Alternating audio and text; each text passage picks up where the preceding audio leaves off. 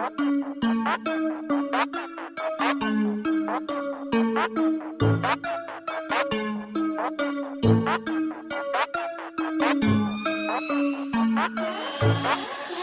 I haven't striped my yard since I put in the irrigation, and so I figured I got a new toy. It is time to put it on and see how this stripes.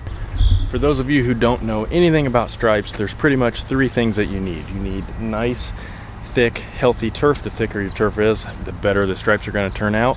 You also need a mower that can stripe, or if your mower doesn't stripe really well, if you don't have a commercial unit, you have a push mower like I do, or a residential zero turn, a stripe kit is definitely helpful. The third thing you need is that thing right up in the sky. So let's go throw the stripe kit on the mower and then talk more about it.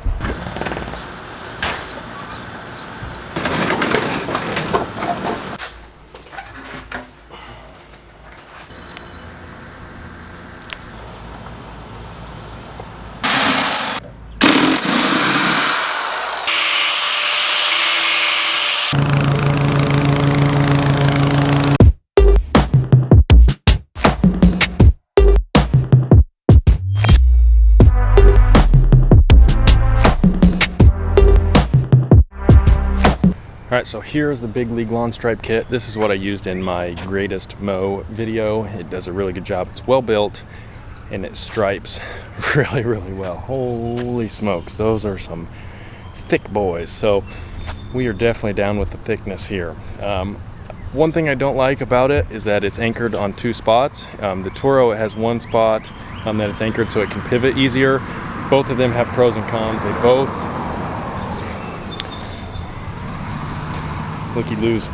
Now remember, I said the sun plays an important role, and so when we're looking at this, the sun is actually behind us, and these stripes are very defined. They're very hard stripes, as opposed to if we were standing on the other side.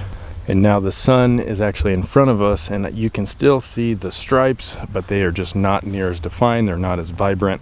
They just do not pop as much as it does when you're looking from the other side. And since we really want the pop here, we want it to pop, and I mean pop. As you see, we have a light stripe here. That is the stripe that you mow down, and then come back the dark stripe here. So you're always mowing down the light stripe.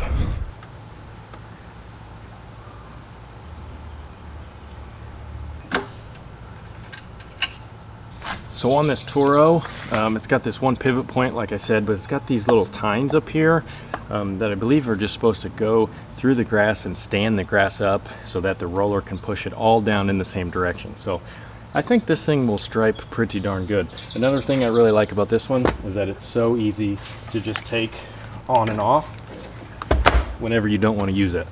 Whereas the other one, you have to actually unbolt everything. This one you can just lift and take off whenever you decide you don't want to use it.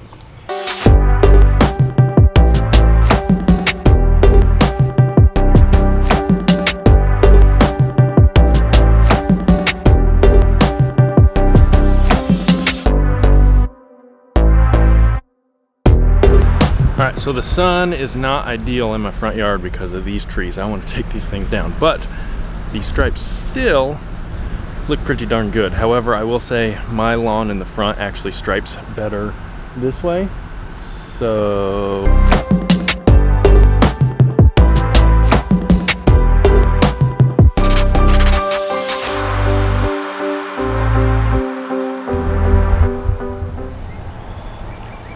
dang! Wait, hold on.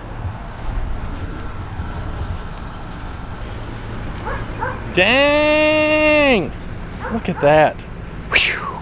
Man, I don't know what it is, but each section of grass just lays down better in a certain direction. So mine this way lays so much better, stripes so much harder.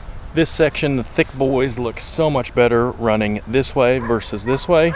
And then the backyard lays better a certain way versus other ways. It's really funny. So find your spot that lays better, especially if you're doing stripes for a party or something specific. So that is how you stripe. When it comes down to these two stripe kits, I think they're both really, really well made.